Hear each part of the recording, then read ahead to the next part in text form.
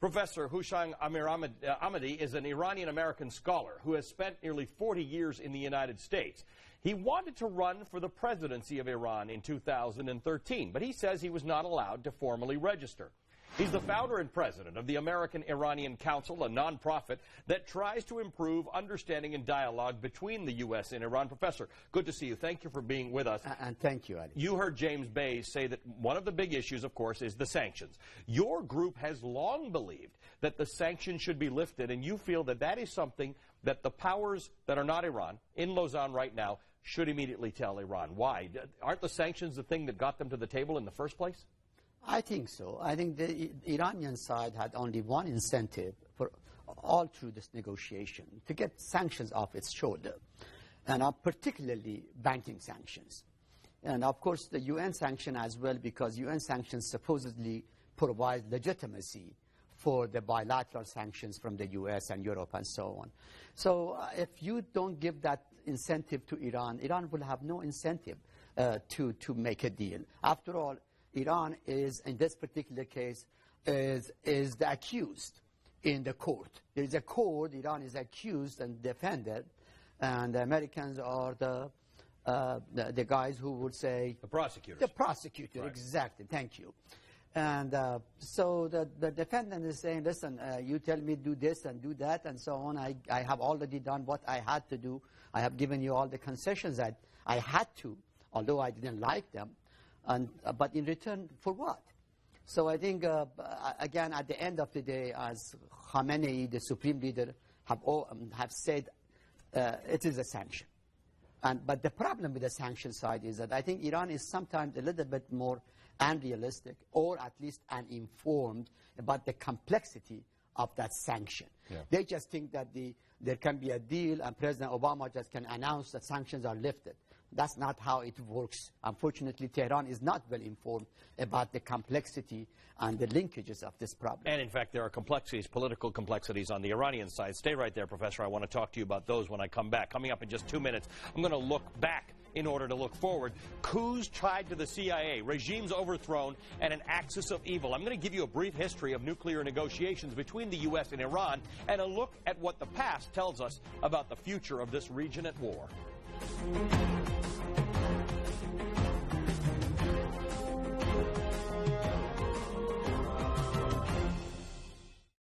Let's bring back Hooshang Amirahmadi. He's an Iranian-American scholar. He's the founder of the president of the American Iranian Council, a nonprofit that tries to improve understanding and dialogue between the U.S. and Iran, and he wanted to run to be president of Iran. Let's just be really clear about these banking sanctions. Iran is not a backwater. It is a highly educated society, and it is an industrial nation. It got cut off from the global banking money transfer system. That's right. And it really brought Iran to its knees because it couldn't get parts for its factories, it couldn't get supplies, it couldn't get raw materials. Absolutely. The banking sanction was the turning point for Iran to really rethink its strategy on the nuclear issue, on the relation with the U.S., and even made the supreme leader to rethink its revolutionary stand against the United States. You know, the banking system has basically been completely almost strangling Iran's economy. They have absolutely... You said Iran is, for all intents and purposes, in a depression. People have money that's not worth anything. That's right. Iran economy at the moment is in depression. The unemployment is a massive unemployment. The growth rate is basically negative. Mm-hmm. The prices are falling. That's another sign of depression, right, because the demand is, the purchasing power of the people is very low. Right. The demand is very low. They say people, I saw an article that said people say everything's available in Iran, but nobody can afford to buy it. Exactly. That's exactly what depression means. That you have a lot of material sitting in the shelves, but people don't have the power, the purchasing power. So what would you have done differently if they'd allowed you to run for president, and let's say you won, you were president of Iran right now? What would you be doing differently than Rouhani is doing? And more importantly, if they come to a deal, will the Ayatollah accept it?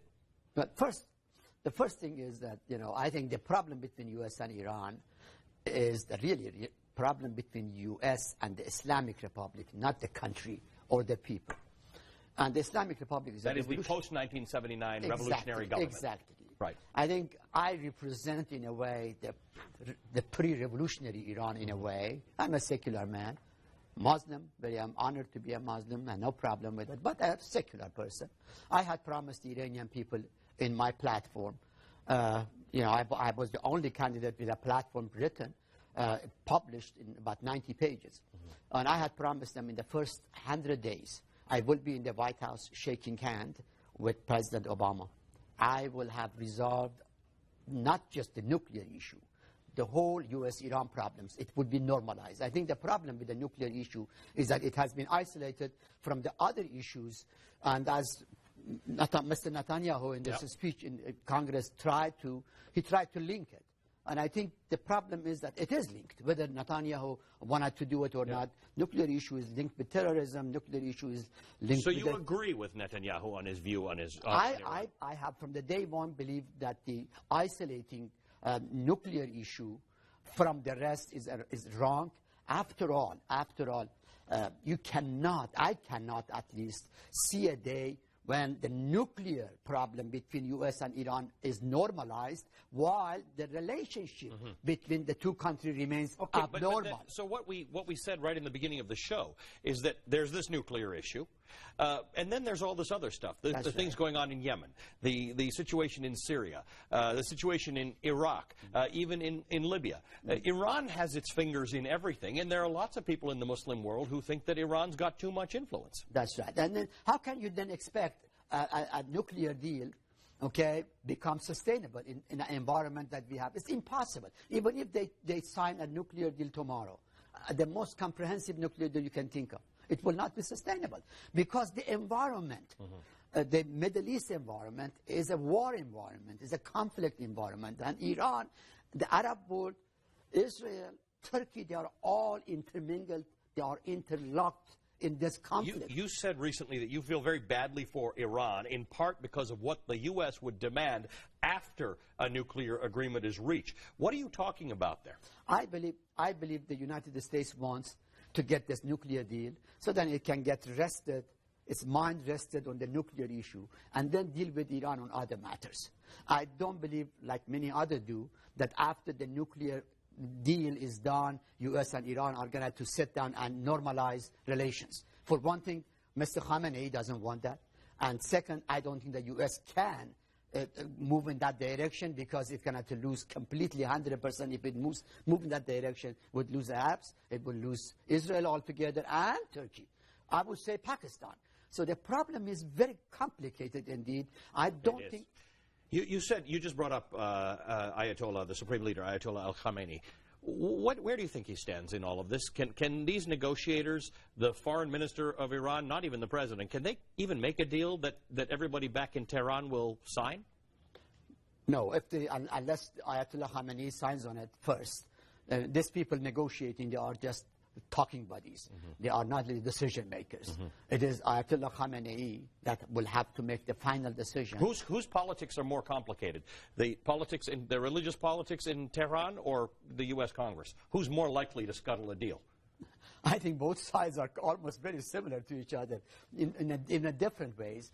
I believe in the Tehran side, there is only one good news, and that is that one person, Ayatollah Khamenei, can make everybody else to shut up, because he's a dictator. He said, no such problem here in America. Exactly. In here, you do have a democracy. You have opposition and counter-opposition. So therefore, the situation is a bit different. So I think Obama will have a harder time to deliver than in Tehran if Khamenei was to be for it. But the problem with Khamenei is that it distrusts America 100%, not 99%. So when you said that you promised people in your platform when you wanted to run for president of Iran that you would be in the White House in the first 100 days making agreements with the Americans, do you think Iranians would have supported that? Because don't the Iranian people will all support. Ayatollah Khamenei will not. In that case, I would have come to the U.S. I will never return to the country. I will go underground and start a movement. Hooshang Amirahmadi, I believe you are on the record for 25 years thinking there's not going to be a deal, so you think there's no deal coming. Thank you for joining us. My pleasure. It has been more than 3 decades since a group of Americans were held hostage in Iran, and they are still waiting for justice.